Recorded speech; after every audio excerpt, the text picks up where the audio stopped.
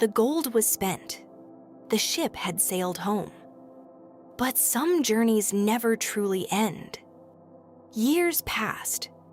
Not many, yet enough for the sharp edges of memory to soften and the noise of adventure to settle into something quieter. The treasure we brought back changed our lives in ways that were both obvious and subtle. Debts were cleared, homes repaired, futures secured. But the greatest change was harder to see. It lived in the spaces between ordinary days. I remained near the sea. The inn stood much as it always had, though I no longer looked at it with the restless longing of a boy who wished for distant horizons. I had seen those horizons, walked upon them, survived them. The chest of coins I kept did not define me. It was useful, certainly. It offered comfort. But comfort was not what stayed with me when I thought of the island. What stayed with me were moments. The sound of waves against the Hispaniola's hull under a starlit sky. The weight of the map in my hands before everything began. The stillness of the hidden cave where gold lay stacked in silent witness. And the careful, thoughtful smile of a man who always seemed one step ahead. Long John Silver. His name became less spoken over time. The captain preferred not to mention him. The squire regarded him as a necessary complication best forgotten. Dr. Livesey, when asked, would simply say that Silver had chosen his path and left it at that. But the sea remembers differently. Stories of him drifted back from time to time. A sighting in one port, a rumor in another, always uncertain, always unconfirmed. I never tried to find him.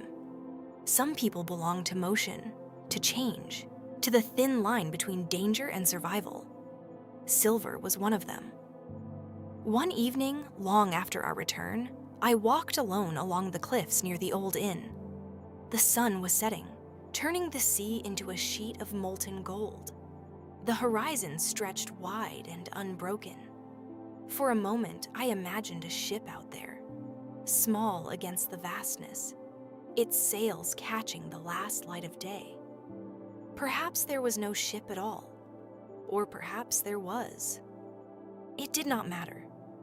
What mattered was the understanding that came with time. Adventure is not only what happens when you leave home, it is what remains with you after you return.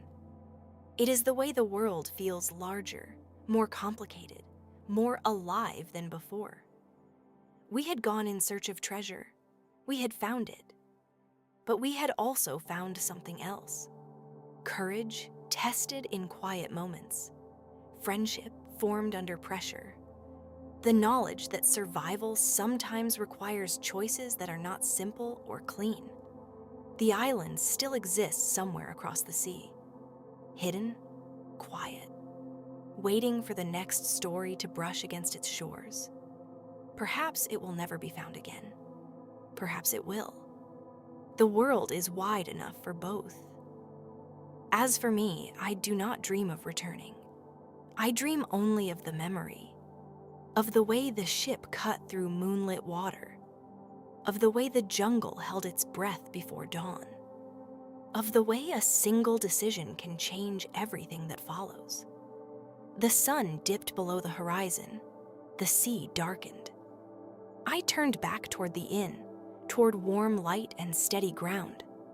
Behind me, the ocean continued its endless rhythm, waves rising and falling as they have always done.